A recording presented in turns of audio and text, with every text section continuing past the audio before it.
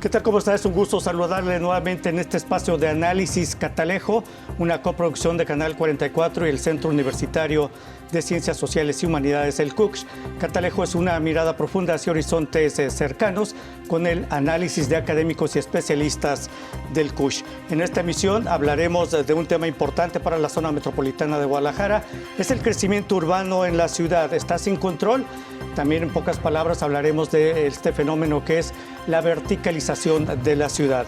Y para ello hemos invitado a la doctora Sofía Mendoza Bone, jefa del Departamento de Estudios Sociourbanos del CUCH. Doctora, bienvenida. Gracias. Gracias por estar con nosotros. El doctor Francisco Jalomo Aguirre, profesor investigador de la División de Estudios Jurídicos del CUCH. Doctor, bienvenido. Gracias. Gracias por estar con nosotros. Y el doctor Diego Nápoles Franco, profesor investigador del Departamento de Estudios Sociourbanos del CUCH. Doctor, muchas gracias por estar con nosotros. Bienvenido. Gracias. Bueno, iniciamos. El mercado habitacional vertical durante los últimos años ha crecido de forma sostenida como una alternativa a esto ante la poca disponibilidad de suelo y la densidad de las ciudades. De hecho, hay un estudio interesante, se llama Gran Reporte de Verticalización 2021, que recopila principales indicadores para comprender el panorama de la vivienda vertical en México al cierre del 2020. Este estudio se publicó en el 2021 y estamos ya unas semanas de que se publique el correspondiente al 2021. Pero, por ejemplo, señala que en el país las unidades de proyectos verticales activos que se ofertan sin considerar la vivienda de interés social rebasan las 139,000 unidades, es decir, casi 5,040,055 hogares que se reportan en el último censo del INEGI. Doctora, un fenómeno que en lugar de, digamos, que pueda disminuir, van en aumento en las grandes ciudades en el país y en la zona metropolitana, por supuesto. ¿Qué podemos hablar de este fenómeno de verticalización en la ciudad? Bueno, en principio, Guadalajara como ciudad original no tenía esa vocación. La primera forma que empieza a haber habitación vertical en realidad fue así como algo emergente cuando las familias del centro se van a las colonias nuevas, ¿no? Hace ya más de 100 años, dejan las casas del centro y muchas empiezan a convertir en vecindades. Entonces, también los segundos pisos se rentan por separado o en cuartos o en mitades. Entonces, es una primera forma de hacer habitación vertical en la ciudad, pero nunca fue el propósito. En realidad, esta ha sido siempre una ciudad horizontal, con un paisaje urbanístico ambiental vertical, con horizontal, ¿no? O sea, completamente horizontal. Y los únicos y primeros edificios que hubo surgieron unos cuantos en los 50s, otros tantos en los 70s, o sea, en realidad, y muy icónicos, ¿no? El que estaba ahí en la glorieta de Colón, ahí en donde empieza López Mateos y Circunvalación, ese era uno de los pocos edificios. El otro era acá por el Agua Azul, un edificio de departamentos, algunos edificios institucionales como el condominio IMSS. Guadalajara. Ese es exactamente el icónico condominio Guadalajara, o sea, en realidad muy poquitos, ¿no? Entonces, esto también daba una sensación como de menos estrés visual, sí, pero también menos estrés en los servicios públicos, en el congestionamiento de personas, de población, de densidad poblacional. Y entonces ahora, a partir de los 2000 empieza esta moda, pero en el 2010 se viene como hilo de media, ¿no? Así, se corre. Y es el negocio del mundo, porque en un solo espacio donde antes tenías para rentar o vivir una sola persona, una familia, ahora puedes construir 10 casas en un mismo terreno, ¿no? ¿Esto qué quiere decir? Que se multiplica la ganancia, se multiplica la plusvalía, pero eso también da una falsa sensación de que todo está ordenado, de que todo está concentrado en un solo edificio. Y lo que sucede en realidad es que hay una densidad poblacional, una densidad de problemáticas de convivencia también, de convivencia con los habitantes que están en los alrededores, de convivencia con el mismo uso de la ciudad, los estacionamientos, los autos, la cantidad de agua que se requiere para un edificio, ¿sí? Es como multiplicar, digamos, 500 veces el territorio alrededor.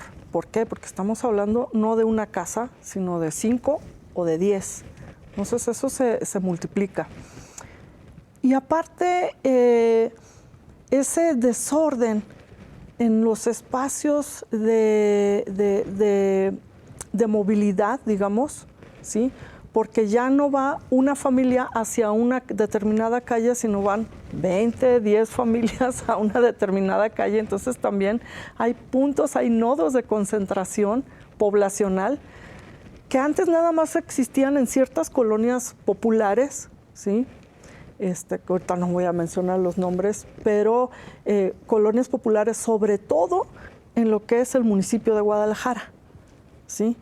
Y ahora en Zapopan se está multiplicando este tipo de vivienda y aparentemente todo sigue tranquilo, hay suficiente espacio, hay suficientes parques, luz, todo, y ya se está viviendo la escasez y las problemáticas de muchos servicios públicos, ¿no? Así es. Muchas gracias, doctora. Y bueno, efectivamente el reto de la verticalización de la ciudad implica también pues, que las autoridades tengan que afrontar y darle todos los servicios que la población que se va a vivir a estos condominios o a estos edificios verticales, agua, seguridad, todo lo relacionado con los pavimentos, el transporte, las vialidades. Pero contrario a tratar de regular esto, los propios ayuntamientos lo que están haciendo es modificar el uso de suelo de zonas para permitir el crecimiento de edificios, ¿no? En la ciudad, doctor, que nos comenta Francisco Jalomo. Exactamente. De hecho, tenemos yo creo que un retraso bastante significativo en términos normativos para lo que tiene que ver con este fenómeno de verticalización de la ciudad, en temas, por ejemplo, de ruido, en temas, por ejemplo, los ya mencionados de agua, de recolección de residuos, congestionamiento vial. Y uno de los grandes retos y problemas es que algunas de estas temáticas van a diferentes niveles de gobierno, es decir, falta una buena coordinación entre autoridades municipales, estatales e incluso federales para la convivencia de diferentes actividades en zonas donde ha venido este surgimiento de verticalización. Un lugar muy simbólico sería Chapultepec, en donde tenemos conviviendo diferentes actividades entre las habitacionales, las comerciales, las industriales, y que son regidas por diferentes normativas que no han sabido congeniar los temas ecológicos, los temas ambientales de manera genérica, porque dentro de eso ya está implícito lo ecológico, y todas las actividades económicas, sociales, culturales, que generan problemas de convivencia en ciertos espacios urbanos. Creo que hace falta hacer una revisión muy exhaustiva de la normatividad que hoy tenemos, porque, por ejemplo, el Código Urbano del Estado de Jalisco solo piensa en la ciudad como aquel espacio construido, pero no como aquel espacio de interacciones en donde tenemos flora, fauna, en donde tenemos necesidad de abastecimiento de determinados elementos naturales y en donde también tenemos una generación de diferentes contaminantes, descargas de aguas, etcétera. Entonces, el normativo falta hacer una amplia revisión. Yo he venido propugnando por mucho tiempo que necesitamos en Jalisco un código ambiental, y cuando digo un código ambiental significa fusionar y armonizar las normatividades urbanas con las normatividades ecológicas y algunas otras necesarias en esa armonización. Armonización en términos estatales y también municipales, ¿no? Porque luego no se toma en cuenta una a otra y luego vienen los problemas como los que vemos en las zonas donde hay crecimiento de edificios verticales. Y bueno, permítanos, vamos a hacer una pausa breve, regresamos. Esto es Catalejo, coproducción de Canal 44 del CUS. Regresamos con el doctor Diego Nápoles, ya volvemos.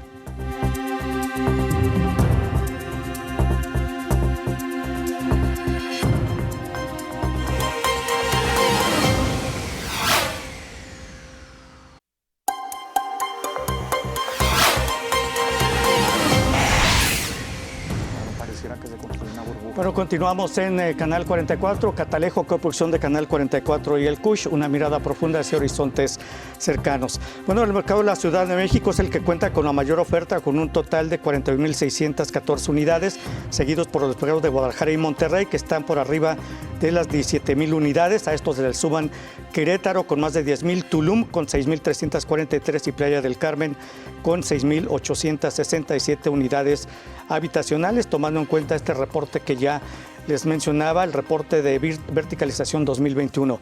Doctor Diego Nápoles, un fenómeno que no solo se da en las grandes ciudades, también ya en centros turísticos, como veíamos en Tulum, Playa del Carmen, por ejemplo, ¿no? Sí, buenas noches, muchas gracias por la invitación, antes que nada. Creo que la pregunta que sería interesante plantear es ¿para quiénes están haciendo las ciudades? ¿Cuál es el mercado, no? Exactamente. de estos ¿Y edificios? quiénes están detrás de esta oferta? Porque vemos de repente, como lo dice la doctora Sofía, que emergen estos edificios. Y bueno, quiero resaltar que esta política urbana fue una intención de redensificar las zonas en México a partir de 2012 con el gobierno federal, que en ese entonces lideraba el expresidente de la República. Y bueno, esta política realmente se concentró en los usos mixtos, en servicios que tendrían una mayor diversidad para las personas, ¿no? En todos los aspectos, principalmente en los equipamientos. Pero si regresamos a los términos tradicionales, hay un término tradicional y otro moderno de lo que es la ciudad. Ramón López de Lucio ya nos señalaba que esta ciudad tradicional donde había un centro y después empezaba a expandirse la ciudad con, bueno, esa bonanza de la industrialización, los equipamientos urbanos, las fuentes de empleo. La verdad es que en el concepto moderno se empezó a desdibujar la ciudad, ¿sí? Digamos que es muy difícil delimitar hasta dónde es lo urbano o lo rural. Se empieza a combinar esto y debido a estas necesidades, yo sí creo que es una política la que se inició un tanto para beneficiar en términos medioambientales, se pudiera decir. Pero lo que no se está haciendo es, digamos, que haya controles y vigilancia. Y como lo decía el doctor Jalomo, debe de haber un trabajo colaborativo y que estos códigos pues, realmente se puedan empatar, ¿no? Porque vemos que en esta oferta de edificios, pues no sabemos si la capacidad, por ejemplo, de infraestructura hidráulica sea o no la adecuada para soportar toda esta densidad de personas. Yo sí quiero resaltar que en específico, en el caso concreto de Guadalajara, hemos estado estudiando la zona de Lafayette, la colonia moderna, y vemos que se está detonando el fenómeno de la gentrificación. Ya platicábamos con otros colegas de la Autónoma Nacional, la doctora Eficha Bornazo, que es experta en el tema, y teníamos una discusión porque ella decía, es que eso que está ocurriendo no es gentrificación.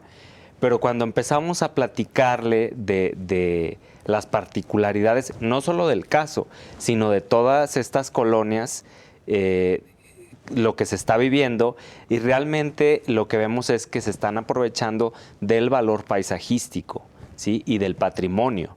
Como vemos, hay viviendas patrimoniales, y lo que pasa también, y que no se ve, es que hay una vieja generación de habitantes que se niegan a que exista ese cambio de suelo, ¿sí? Porque ellos tienen una identidad, un arraigo en la zona, pero se les está invitando a esta combinación de usos mixtos para atraer más oferta, para darle más valor al lugar, y lo que se genera es entonces la inseguridad, ¿sí? Vemos estas zonas donde hay mayor cantidad de bares, de restaurantes, del ruido incontrolable que se vuelve y gran cantidad de problemas que los mismos colonos nos han compartido. Entonces, realmente yo sí preguntaría, ¿para quién se están haciendo estas ciudades? ¿Sí? ¿Quiénes están detrás de ello, de esta oferta? ¿Sí? Porque luego lo que se genera entonces es la segregación socioespacial. Segregamos, marginamos y lo que se da, lo que se está viendo en Guadalajara es que la ciudad, esta política que le apuesta a redensificar, a la verticalidad, a otro tipo de convivencia que hemos visto que ha sido exitosa en otras ciudades. Y bueno, abonándole a no devastar, ¿no?, las zonas de amortiguamiento, las zonas ecológicas. Pero lo que vemos es que la ciudad se sigue extendiendo. ¿Por qué? Porque esta oferta no es para las poblaciones populares o de bajos recursos, ¿sí? Entonces, eso es otro sí, por factor. supuesto. De hecho, es un tema hacia quién va dirigido la construcción de estos residencias verticales, porque respecto a los precios promedio por metro cuadrado, por ejemplo, durante el 2020, en comparación con 19, fueron León con menos 16%, Ciudad de México con 13% y Cancún con menos 10%. Pero más adelante voy a dar el costo promedio, precisamente con base a un estudio, porque yo recuerdo cuando en la década 70, 80, que surgieron los grupos del narcotráfico que vinieron de Sinaloa para acá, hubo también con un crecimiento de fraccionamientos en diversas zonas y decían, bueno, ¿hacia quién está dirigido esos fraccionamientos? Y se hablaba incluso de lavado de dinero. Aquí podría ser el caso también, doctora Sofía Mendoza. Híjole, es un tema muy delicado, sí, por supuesto, pero sí hay estudios hechos. Sin querer satanizar lo que se esté construyendo, ¿no? Por eso hace rato no dije nombres de colonias muy densificadas, precisamente versus otros fraccionamientos que se dieron, por ejemplo, entre los 70s, 80s, el icónico Puerta de Hierro, que sin generalizar con sus habitantes, todos mis respetos, pero ese fue un Puerta de Hierro, un resguardo para uno de los principales narcotraficantes de aquellos años que tomaron en los 80s, ¿no?, que encarcelaron en los 80s. Y por supuesto que a partir del 2000, 2010, se ve correr muchísima inversión, sobre todo en este tipo de obras que son fraccionamientos, cotos cerrados, sobre todo los cotos cerrados que no dejan de ser un justificante contra la inseguridad que hay fuera de los cotos y sin embargo a la mayoría de los grandes capos que han agarrado ha sido dentro de grandes cotos. Entonces en realidad son refugios para ciertas personas sin generalizar a los demás habitantes, ¿no? Pero sí en entrevista con algunas personas de Puerto de Hierro, que no es tan fácil hacer esa investigación, hay como esa diferenciación entre los colonos tradicionales antiguos de añejo y los nuevos ricos que les llaman, ¿no? No hay una convivencia real y entonces ahí hay un problema también. Pero bueno, este es un asunto de los cotos, los edificios. Los edificios se están construyendo con una justificación de obra social y de recuperación del tejido social de los alrededores de donde se están haciendo los edificios. En realidad esto no es así, porque tenemos dos edificios de antaño, de los 70s, producidos precisamente para maestros del Estado. Uno que está ahí cerca de Atemajac, casi muy cerca de Colomitos, y el otro es este edificio que es como una serpiente que está en Periférico Norte Belénes, ¿no? Increíbles. O sea, los dos tienen espacios y formatos de convivencia, tienen incluso escuela primaria, tiendas, etcétera, etcétera. O sea, realmente son edificios que fueron construidos con este propósito de hacer comunidad. Y los nuevos edificios que se están haciendo es simplemente negocio de multiplicar el número de pisos que voy a rentar y vender. Y los precios y los costos van dirigidos a un público, a un comprador, a un usuario de la ciudad, con ciertas características que se pueden leer prácticamente en las narrativas de la publicidad de estos edificios, donde te venden cerca de la naturaleza, ¿sí?, con toda la tranquilidad del mundo, lujo, te venden posición, te venden pertenencia, porque todos los personajes que salen en la publicidad son blancos, la familia tradicional, digamos, mamá, papá, hijos, ¿no? Entonces, todo eso va dirigido hacia un sector muy exclusivo, y me refiero a exclusivo no solamente económicamente, sino étnica, racial, económica, social, cultural y de género. Entonces, hay una exclusión ahí tremenda hacia el resto de la ciudad, ¿no? Lo que mencionaba como la segregación. La segregación. Y un ejemplo de todo esto también es ese falso proyecto social que son los departamentos que quieren hacer acá por el lado de Agua Azul. Muy bien. Doctora, vamos a hacer una pausa breve, regresamos. Esto es Catalejo, una mirada profunda hacia horizontes cercanos. El tema, la verticalización de la ciudad. Regresamos con el doctor Francisco Jalomo, ya volvemos.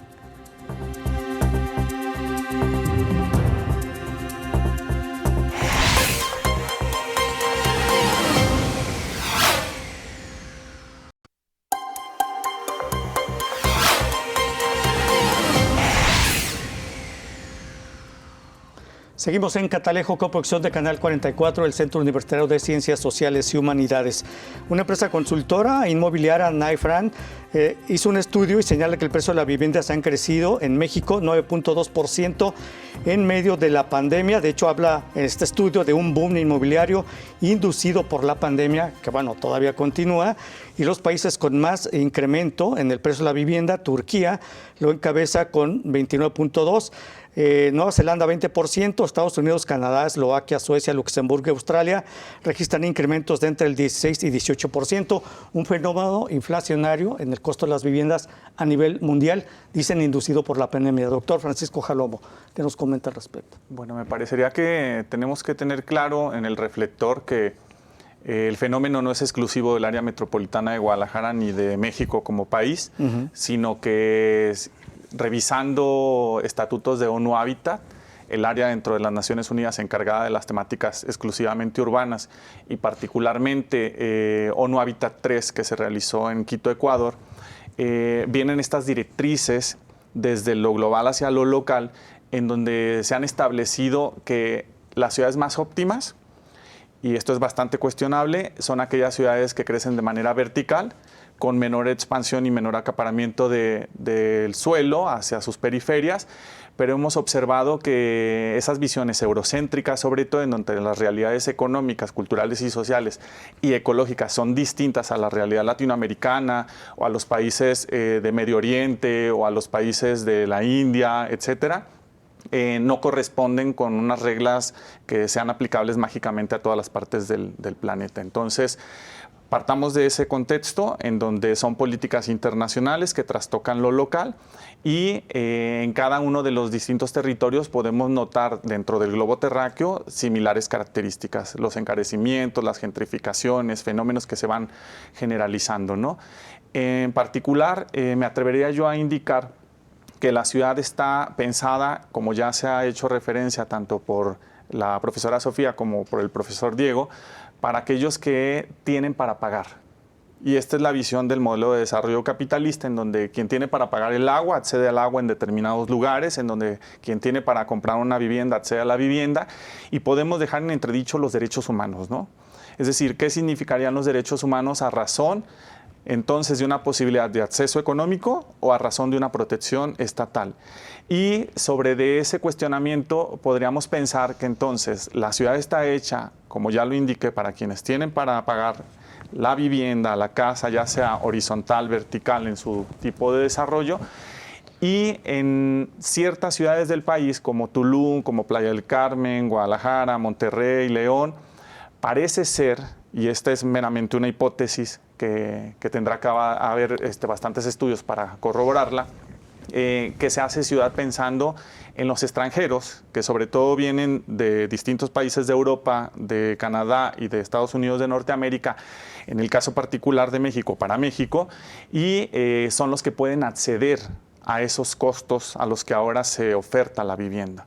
Entonces creo que por ahí tendría que retomar el control el Estado, en los distintos niveles de gobierno para dar acceso a su población, para volver a reestructurar el tejido social. Muy bien, muchas gracias, doctor. Y efectivamente, porque resulta que los precios de vivienda en América Latina pues son muy altos. Chile y México, de hecho, encabezan el ranking 2021. En Santiago se vende en promedio 46,260 pesos el metro cuadrado. En la Ciudad de México, 39,960. Esto es lo que dice un análisis de la empresa Tasaciones Inmobiliarias de México, TINSA. Y bueno, así está la situación, Chile y México. Y la pregunta es, ¿hacia quién va dirigido esta oferta de vivienda? Ya, o sea, quienes tienen para pagar. Pero ¿quiénes son quienes tienen para pagar? ¿Los jóvenes? ¿La población joven tiene? Doctor Nápoles. Mira, yo creo que este es un fenómeno, como dice el doctor, evidentemente mundial. Recordemos que lo que moldea a las ciudades es principalmente la globalización, ¿sí? El mercado. Entonces, se ha vuelto mucho más fuerte este modelo.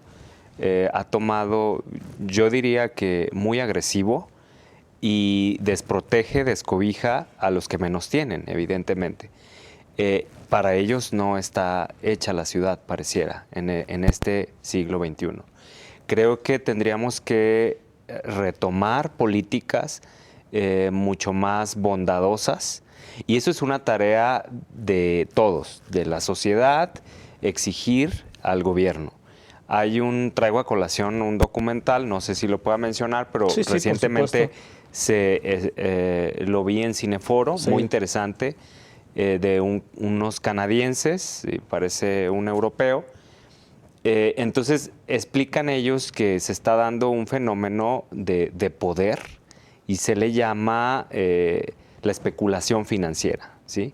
Entonces, y lo interesante de esto es que pareciera que nosotros como ciudadanos comunes y corrientes pensamos pues que no va a ser rentable para ellos si no lo venden o si no lo rentan, porque son espacios vacíos, ¿no? Hay estudios que lo demuestran, que vemos estos edificios vacíos, ¿no? Y de 2, 3 años que ya se erigieron. Entonces, pero lo triste o lo decepcionante es que no, o sea, realmente es una especulación y son como lotes de poder, ¿no? Entonces, lo que debemos hacer es exigir al gobierno que tenga una política mucho más social, ¿sí? Recordemos, hubo urbanistas aquí incluso en Guadalajara como Jorge Camberos Garibi en la época de los 80, que incluso invitó a Yangel, recuerdo que Yangel, como todos sabemos, le apuesta al espacio público, ¿no? Y que dice, bueno, no hay necesidad de invertir tanto en la seguridad si la propia sociedad se apropia del espacio público, ¿sí? Entonces, Jorge Camberos, recuerdo que él intervino en la reforma de política urbana en la ciudad, ¿sí? Y específicamente en fraccionamientos en barrios como Rancho Nuevo, no recuerdo, Villa Vicente Guerrero, entre otros, donde, bueno, se le apostaba al mercado, a la guardería, estos elementos que abrigan, que dan provisión a la ciudad.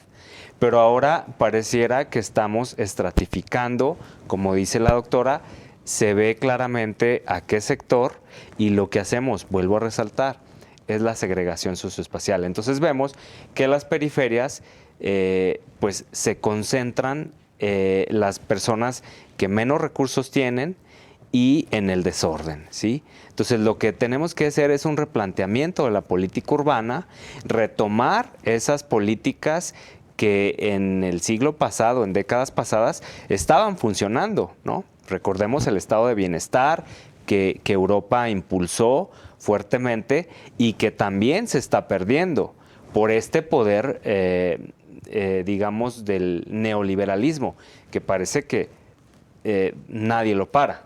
Entonces, algo tenemos que hacer. Sí. Y creo yo que hay movimientos muy interesantes que se están haciendo en las ciudades, precisamente porque hay una demanda de vivienda pero realmente se ven obligados a salirse de la ciudad. Es inalcanzable, ¿no?, el mercado que existe, ¿no?, para esa Exactamente. demanda. Esa es la especulación inmobiliaria a que se refería, doctor. Bueno, vamos a hacer una pausa, permítanos, regresamos. Catalejo, una mirada profunda hacia horizontes cercanos. Ya regresamos.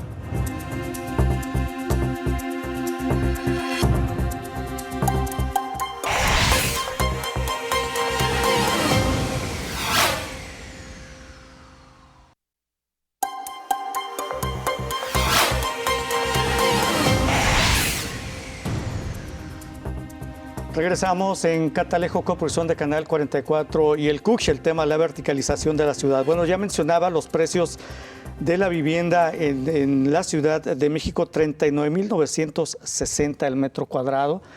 Y bueno, cuando uno ve las construcciones que se hacen, ya no solo, mencionaba, en zonas de alto nivel económico o gente que vive de alto nivel económico, también ya en zonas de la periferia de la zona metropolitana se están construyendo edificios. Y la pregunta es, ¿hacia dónde, hacia quién va dirigido la construcción de esa vivienda vertical?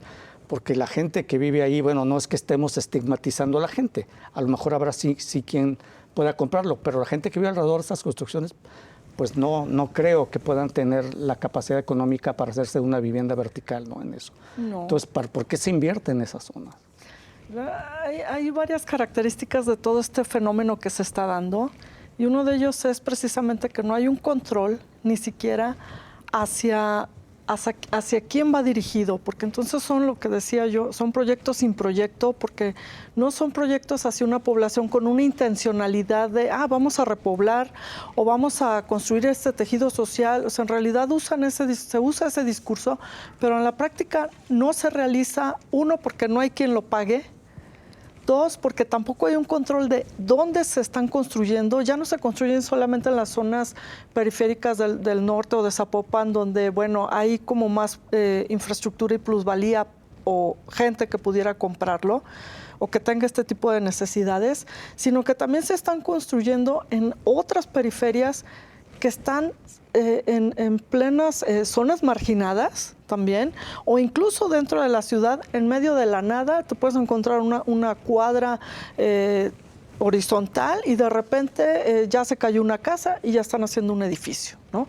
Entonces, esto produce también este proceso que ya había dicho el doctor Diego Nápoles, que es la gentrificación. Sí hay una gentrificación porque los que están en esas zonas no pueden pagar eso y entonces también se encarecen los servicios, se empieza el gentrificar es como hacer gentleman, ¿no? Para el gentleman, para el caballero, y entonces empieza a surgir que el cafecito chic, que la tienda gourmet. Entonces no hay quien aguante ese ritmo, ese estilo de vida, y la gente se empieza a ahuyentar, se empiezan a ir a otros lados donde los precios son más accesibles para ellos. Entonces, claro que hay una gentrificación porque hay una ahuyentación de la población originaria.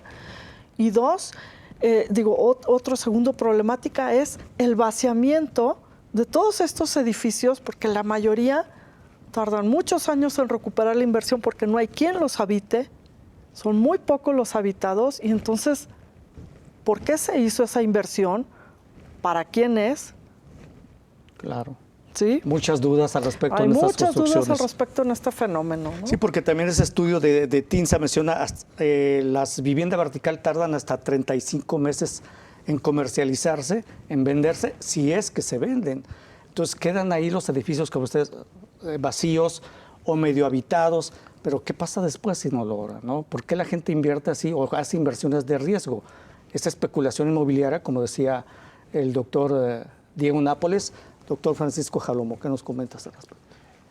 Me gustaría agregar un poco a lo que hemos charlado, que también debemos identificar dentro de este crecimiento exacerbado de lo urbano, tanto horizontal como vertical en la ciudad, procesos de corrupción detrás, planes parciales de desarrollo urbano a modo, sentencias de juzgados a modo y un montón de rutas como si fueran tentáculos de un gran monstruo en el tema urbano. Resaltar, por ejemplo, el caso de las vías panamericanas, un desarrollo inmobiliario con una cerrazón política para su construcción y para su operación y ahora para su venta, en una zona crítica para la ciudad en términos de recuperación de agua para abastecer los mantos acuíferos. Otro caso, el Iconia, en donde si uno busca un poquito en internet, se promociona como el desarrollo inmobiliario más grande de todo el occidente del país, en donde también observamos de igual forma planes parciales modificados a modo, en donde observamos esta pérdida de lo público desde el propio terreno del que estamos hablando para transferirlo a particulares, para que negocien los particulares sin que eso reditúe en absoluto a la población.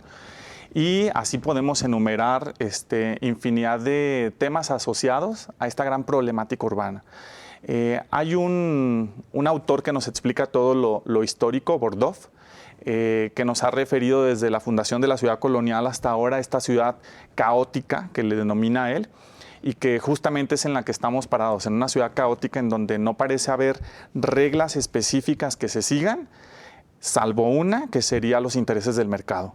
Y esos intereses del mercado que mueven a las mafias inmobiliarias, que no todos los inmobiliarios entran en ese concepto de mafias, porque también habrá quienes realizan ciudad de manera correcta y de manera consciente, pero lo que más prima es la mafia inmobiliaria, esas mafias también políticas que están inmiscuidas junto con las mafias inmobiliarias y sin duda alguna en nuestra realidad del país estos aspectos de crimen organizado. Uh-huh. Y sobre todo, y cuando se violan, por ejemplo, reglamentos municipales, pues simplemente la autoridad, en vez de hacer cumplir ese reglamento, dice, bueno, pues tú invierte algo o haz una obra relacionada en esa zona y con eso se subsana la irregularidad cometida, ¿no?, en un municipio, como ya hemos visto en esta administración municipal. ¿Qué hacer? Esa es la pregunta, porque nos queda un bloque, pero sí, como queda poco tiempo, ¿qué hacer para entonces subsanar esto? Habrá que recurrir, legislar, porque en Europa hay leyes de la vivienda, en todos los países, más o menos está en España, hay legislación, pero está en Suecia también, está en Alemania. En todos los países europeos hay leyes que regulan el costo de la vivienda, no sé si nueva, pero cuando menos la renta de alquiler, eso sí está regulado. ¿Qué hacer, doctor Nápoles, al respecto? Lo que decía, creo que antes que armarnos como sociedad, organizarnos, protestar por una legislación que regule todo esto en beneficio de los colectivos, de la sociedad, pero antes que nada informarnos. Creo que se desconoce lo que está pasando en los barrios de la ciudad. Hay que caminar la ciudad, hay que platicar con la gente. Nosotros hemos estado haciendo investigación social por demanda ciudadana, incluso por invitación ciudadana en el centro de la ciudad. Y de verdad es muy triste lo que sucede porque, como ya lo mencionaba, es una generación añeja donde los hijos ya emigraron, ya no están allí. Yo puedo mencionar el caso de una colonia que están organizados 50 residentes, pero incluso lo que encontramos allí es que ellos se constituyen como una colonia más grande, ¿sí? Y lo que ha hecho el gobierno pareciera que a modo es achicarla, ¿sí? En los planes se reconoce como un perímetro más pequeño y ellos dicen que no. Entonces ellos tienen su acta constitutiva. Entonces realmente, como dice el doctor, las cosas se están haciendo a modo de los que tienen. ¿Y quiénes tienen? Hay, ahora sí que podemos suponer, pero dinero ilegal, ¿sí? Evasión de impuestos, quienes pueden hacerlo. Bueno, ya sabemos cómo están los Panama Papers y todo esto que se ha publicado recientemente. Entonces, ellos son los que invierten, ¿sí?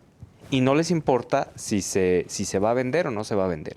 Y donde se vende, lo que ocurre también es que va a ser rentable toda la vida, porque te venden los servicios, ¿sí?, de seguridad, de mantenimiento, y tú tienes que pagar una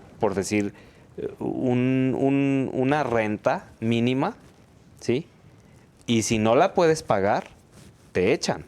¿Sí? Va a llegar el momento que ellos te pueden sacar. Entonces, el departamento que tú adquiriste nunca va a ser tuyo. Y lo triste, para exponer más la problemática, que también se da en los pueblos. En las zonas donde hay oferta de trabajo, como la zona Ciénega, no se da en verticalidades mayor a 6, 7 niveles, pero sí se da en grandes vecindades, ¿sí? En departamentos. Entonces, ¿quiénes están invirtiendo? Los que pueden igual. ¿Quiénes pueden? Bueno, hay que investigar quiénes pueden, ¿sí? Para no decir nombres y apellidos. Pero hay esta idea de que solo así puedo generar riqueza. Y entonces lo que no vemos es que se está desarticulando la sociedad, ¿sí? Estamos primando, estamos anteponiendo todo el valor económico y dejando los intereses de la colectividad, del arraigo, de la pertenencia, de la convivencia. Entonces yo creo que debemos de regresar a eso. Debemos de platicar con los vecinos, debemos de reorganizarnos, debemos de manifestarnos, de informarnos. Y ciertamente es muy complejo. Nosotros desde la academia, nuestra tarea es investigar y difundir, ¿no?, lo que está pasando. Muchas gracias, doctor Nápoles. Vamos a hacer una pausa breve. Regresamos ya en la parte final de Catalejo, coproducción de Canal 44 y el CUSH. Volvemos.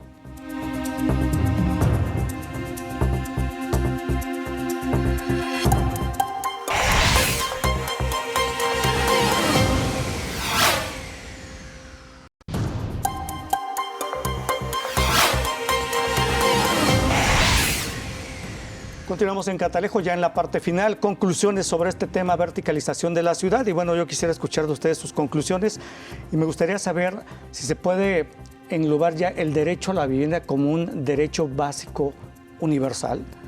Sería, y no sé si exista en algún país este derecho a la vivienda así como universal y básico.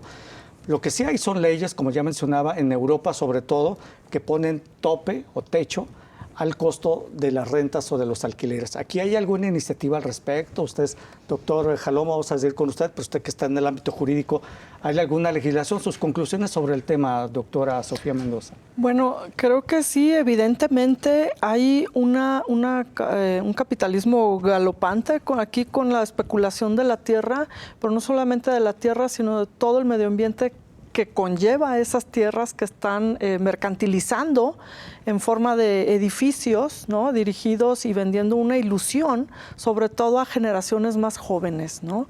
Sí hay legislaciones en otros países, hay un ejemplo claro, por ejemplo, en Alemania hay un tope de renta, hay muchos edificios construidos por el gobierno, administrados por el gobierno, para población estudiantil, por ejemplo, cerca de las universidades, para población de familias jóvenes, cerca de ciertas zonas de trabajo, de las fábricas, etcétera. Y también hay un tope en los terrenos que pueden ser construidos y no. O sea, hay una protección de amortiguamiento del suelo muy clara. Y claro que hay casos de éxitos como este. Entonces, creo que aquí tenemos todos los recursos para poderlo hacer. No se ha hecho y es urgente porque esto se va a desbocar a una desigualdad social cada vez más crítica y a problemas sociales que ya estamos viviendo. Así es. Muchas gracias, doctora. Y es que en Austria también, como señala en alemán, en Austria desde 1945 hay una legislación que pone techo al precio de los alquileres en los apartamentos.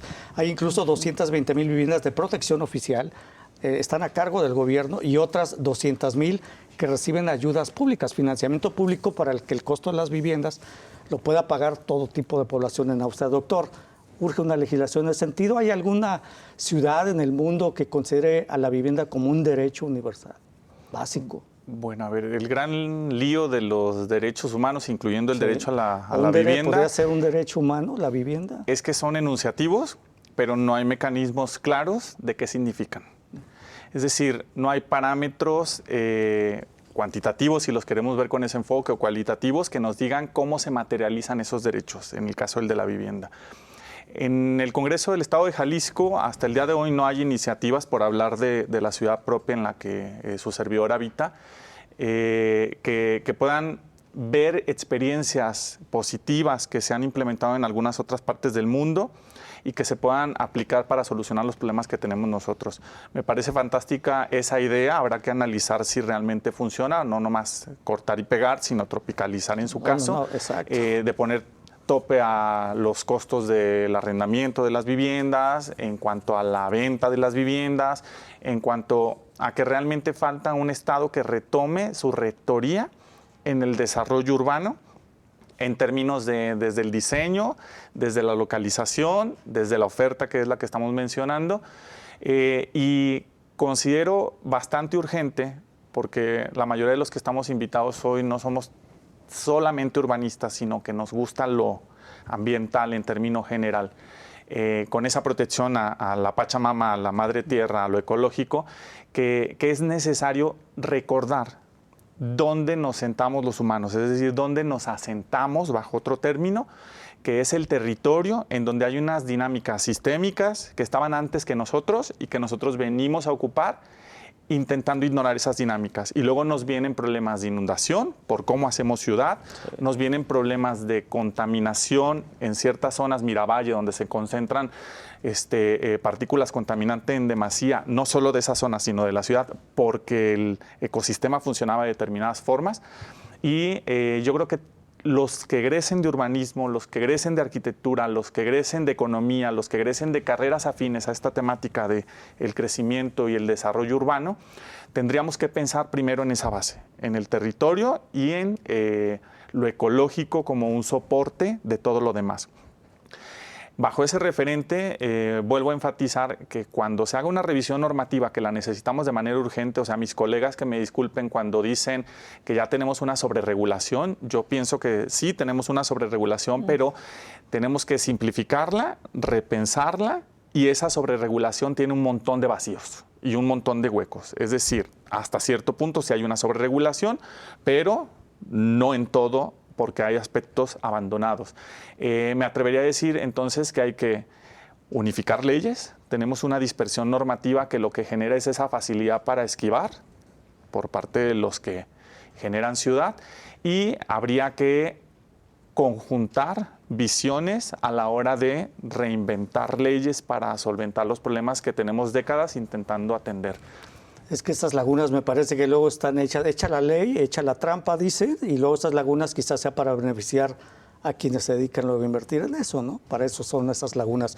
Y es que me parece también necesario y urgente establecer topes a los precios de las viviendas, porque el inversionista lo que hace es llega, invierte, tiene cuantiosas ganancias, pero deja la presión en materia de infraestructura a la autoridad municipal, y luego la presión de escasez para la población que vive alrededor de esa zona o quienes compraron en esa vivienda. Doctor Nápoles, sus conclusiones sobre el tema. Bien, yo traería a la mesa experiencias como en el caso de Sudamérica, en Argentina, según el Banco Interamericano para el Desarrollo, han existido bonos en el centro de la ciudad, sobre todo en Buenos Aires, para quien desee habitar el centro de la ciudad. Entonces se les da un bono, entonces esto ayuda a pagar la renta. Pero eso se ha dejado de hacer. El modelo económico que impera en el mundo no está ayudando a hacer una sociedad mucho más sana, digamos, mucho más en los términos que la misma ONU dicta. Y la misma agencia encargada del derecho a la vivienda de la ONU ha expuesto que ya este problema ha sido rebasado. Está desbordado, ¿no? Exactamente. Lo que creo que se debe hacer, los gobiernos deben de ser mucho más duros en la regulación para proteger a la sociedad. Eso tiene que ocurrir ya, sí, de entrada. Lo que menciona mi compañero, el doctor Jalomo. Un minuto, doctor, para su... El materialismo del mundo es lo que nos está ganando, ¿sí? En el medio ambiente, sobre todo. Entonces hay que frenar. Muchas gracias, pues yo les agradezco a los tres que han estado con nosotros. Doctora Sofía Mendoza Bone, jefa del Departamento de Estudios Sociourbanos del CUCH. Doctora, muchas gracias. Gracias. Doctor Francisco Jalomo Aguirre, profesor investigador de la División de Estudios Jurídicos del CUCH. Muchas gracias, doctor. Y doctor Diego Nápoles Franco, profesor investigador del Departamento de Estudios Sociourbanos del CUCH. También muchas gracias. Con esto llegamos al final de Catalejo, coproducción de Canal 44 y el Centro Universitario de Ciencias Sociales y Humanidades. Muchas gracias.